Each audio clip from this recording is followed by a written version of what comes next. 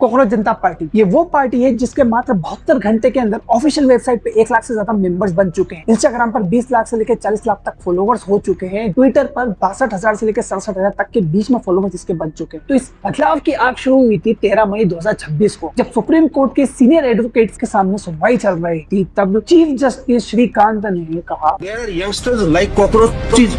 They don't get any employment. They don't have any place in profession. Some of them become media. Some of them become social media. Some of them become RTI activists. Some of them become another activist. अब इनकी इस छोटी सी बात ने लाखों युवाओं की feelings को हर्ट कर दिया, क्योंकि वैसे ही बेरोजगारी, भूखमरी, महंगाई, रोजमर्रा की जिंदगी की परेशानी, इन सब चीजों ने वैसे ही युवा को परेशान कर रखा है। और ऊपर से ग्रेजुएट युवाओं की बेरोजगारी अगर देखी जाए तो वो 29% को पार कर चुकी है। फ्रस्ट्रेशन ने जन्म दिया कॉकरोच जनता पार्टी को। हालांकि इस पार्टी के फाउंडर प्रेसिडेंट, उनकी उम्र 30 साल है और अभिजीत दीप के नाम है, और इन्होंने पुणे जर्नलिज्म की ग्रेजुएशन की है। वो करेंटली ये बोस्टन यूनिवर्सिटी अमेरिका में पब्लिक रिलेशन में मास्टर्स कर रहे हैं। हालांकि ये साल 2020 से लेकर 22 के बीच में आम आदमी पार्टी के सोशल मीडिया को मैनेज कर। हालांकि ये कॉकरोच जनता पार्टी का ट्रेंड 17 मई 2026 को सबसे ज्यादा फैला, जब यमुना घाट पर बहुत सारे युवा पहुंच गए। उन्होंने अर्थ वॉरियर के साथ मिलकर यमुना नदी के अंदर सफाई करना शुरू कर दिया। अब आपको एक जानकारी की बात बता दूं, साल 2026-27 के अंदर 22,236 करोड़ रुपए एलोकेट हुए थे यमुना नदी की सफाई के लिए। और जिन जिन लोगों ने इसके अंदर सफाई करना शुरू करा, उन लोगों की कॉकरोच की कॉस्ट्यूम पहन रखी थी। उस कॉस्ट्यूम पर क्लियर लिख रखा था कि यहाँ मैं कॉकरोच हूँ। और इसी के बाद से इन्होंने अपना मैनिफेस्टो निकाला है। इसके अंदर इन्होंने 5 मैनिफेस्टो लाए हैं, जिसके अंदर किसी भी रिटायर्ड चीफ जस्टिस को रिटायरमेंट के बाद राज्यसभा की सीट या किसी भी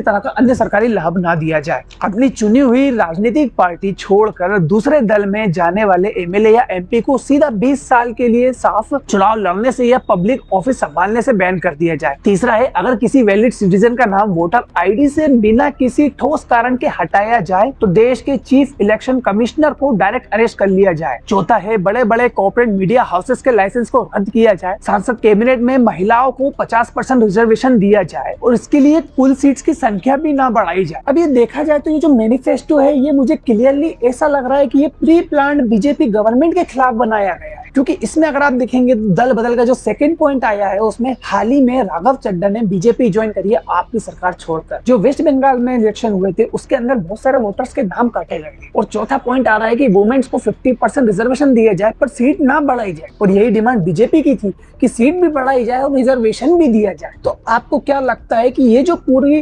कॉकरोच जनता पार्टी चल रही है, ये इंडिपेंडेंट है या ये किसी के डाइवर्ट प्लान के हिसाब से काम कर रही है? या कमेंट बॉक्स में अपना कमेंट जरूर लिखें और इस वीडियो को हर उस व्यक्ति तक पहुंचाएं जिसे इस पूरी कॉकरोच पार्टी के मूवमेंट के बारे में पता होना चाहिए। जय हिंद, जय श्री राम।